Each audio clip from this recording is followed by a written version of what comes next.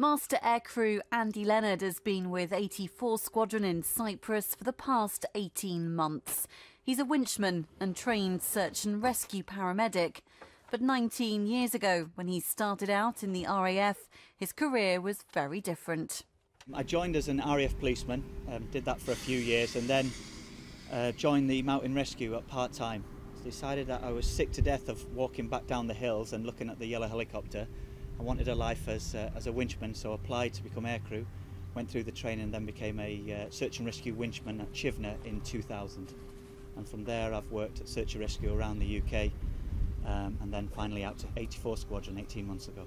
84 Squadron will soon be the only squadron in the RAF carrying out search and rescue. In the UK, the service is being privatised, but here the team are on standby for call-outs wherever they're needed. Across the island, sometimes as far away as Lebanon.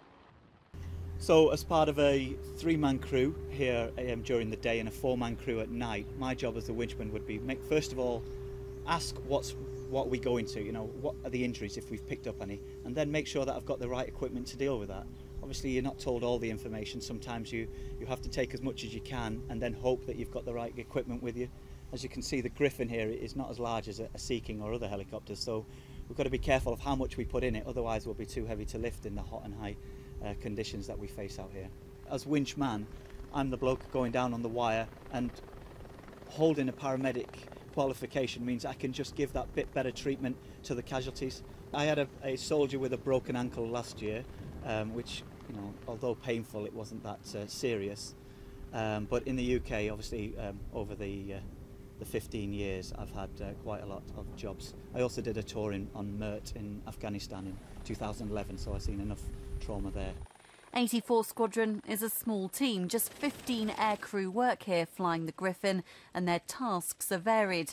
They're often used to transport troops and ammunition, supporting exercises. But during the summer, they're also busy as a firefighting team, supporting fire crews across Cyprus. Now we've got into the hot part of the year, we're starting to get the fires. So last weekend we were out on both days, and they're picking up quite regularly. The tasking, it hasn't. We're waiting for the next exercise to come out, and then we'll be working throughout the day and into the night to help them achieve their aims. So it's just ramping up for the summer, but we know that there's going to be fires most weekends now. There's obviously some tasking that are more rewarding than the others. I mean, when you put out a fire and it's close to the Cypriots' houses or our own houses, and that's rewarding, as well as rescuing people. I think it's the not knowing what's coming next is very good, and that's what I've loved about SAR as long as I've done it. So that's one of the great things of not knowing what could come. For crew members like Andy, the variety of taskings is one of the squadron's main appeals. No 2 days are the same, but many wouldn't have it any other way. Carla Prater, Forces News at RAF Akrotiri in Cyprus.